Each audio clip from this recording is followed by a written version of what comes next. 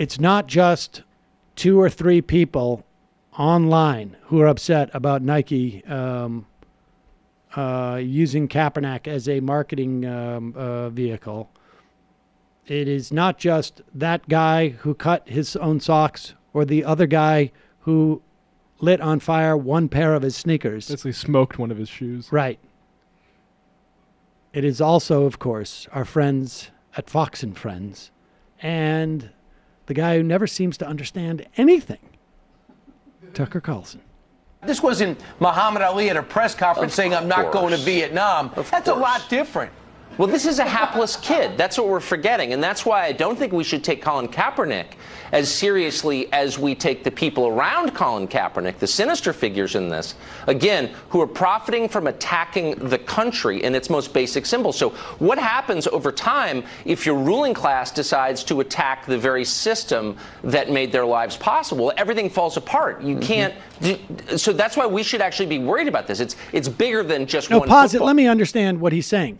There is a ruling class. Now, we're going to need to go back to this. I think we need to replay this because you have Tucker Carlson claiming there is a ruling class of the United States. Yeah, who is that exactly?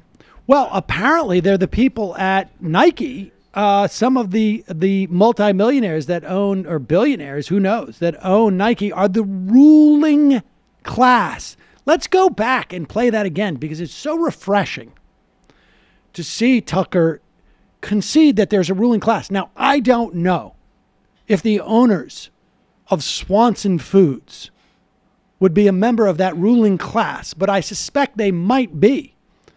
And so really, Tucker has the good taste to lay off of Kaepernick here, say he's just a patsy.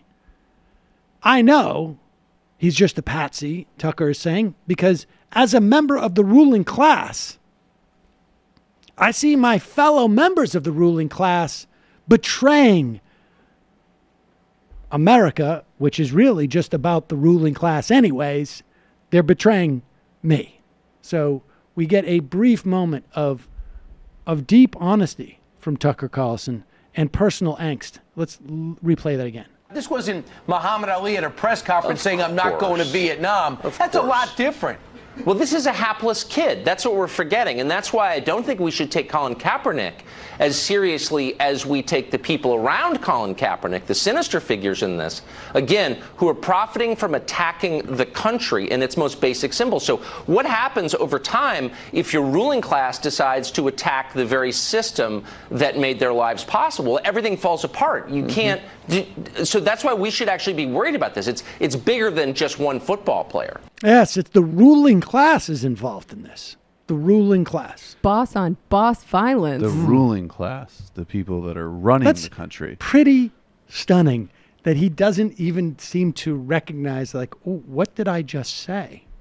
No, he's completely absorbed, like, culture over politics, culture over economy.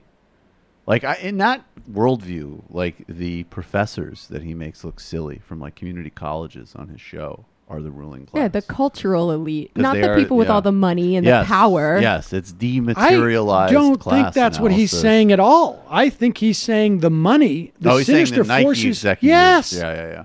He's not making culture. I mean, he is. No, he's connecting it though. He is arguing that the money is attacking America, and that's when you're going to. I mean, he's like an anti-capitalist conservative from like defending feudalism 200 years ago. That would be like exactly Burke. Yeah, except with a little bit more of a sort of fascist tinge. But that's true. That's where he's going.